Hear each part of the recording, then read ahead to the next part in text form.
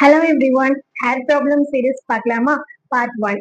So ஸ்க்ரீன்ல தெரியுற இந்த கண்டிஷன் உங்களுக்கு இருந்துச்சுன்னா இந்த வீடியோ உங்களுக்காக தான். ஸோ இது ஸ்பிளிட்டன்ஸ். ஸ்பிளிட்டன்ஸ் அப்படின்னா முடியோட நுனியில வெடிச்சு வெடிச்சு ரொம்ப ட்ரையா இருக்கிறது தான் வந்து நம்ம ஸ்பிளிட்டன்ஸ் அப்படின்னு சொல்லுவோம். இதுக்கு மேஜரா 9 பாசிபிள் காசஸ் இருக்கு. என்னென்னு பார்க்கலாம். ஸோ ஃபர்ஸ்ட் காஸ் என்னன்னு பார்த்தீங்கன்னா ஓவர் டஷிங் ஆஃப் யுவர் ஹேர். இப்போ நம்ம நார்மலா பம்ப் பண்ணும்போது என்ன ஆகும் அப்படின்னா ஹேருக்கு பிளட் சப்ளை இன்க்ரீஸ் ஆகும். அதுவே வந்து ஓவரா பண்ணும்போது சாஃப்டான ஹேர்ஸ் எல்லாமே வந்து டேமேஜ் ஆகிடும். And next cause heat.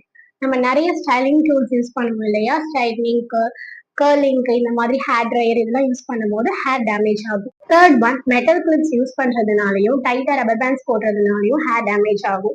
And then chemical treatments எடுத்துக்கிறதுனாலையும் ஹேர் டேமேஜ் ஆகும். நிறைய ஷாம்பூஸ் யூஸ் பண்றதுனால சல்ஃபேட் ஃபோமிங் ஏஜென்ட் இருக்கிறதுனால கண்டிப்பா ஹேர் டேமேஜ் ஆகும். And then poor diet. ஹேருக்கு தேவையான நியூட்ரிஷன்ஸ் எடுத்துக்காத போது கண்டிப்பா hair fall and hair damage இருக்கும். அண்ட் தென் எக்ஸசிவா வந்து சன்னுக்கு எக்ஸ்போஸ் ஆகும் போது ஹேர் டேமேஜ் இருக்கும். எப்படிலாம் மேனேஜ் பண்ணலாம் அப்படின்னு பாத்தீங்கன்னா, இப்போ உங்களுக்கு ஸ்பிளிட்டன்ஸ் இருக்கு அப்படின்னா அந்த ஹேர் எடுத்துட்டு இப்படி பிரிச்சு பார்க்கவே கூடாது.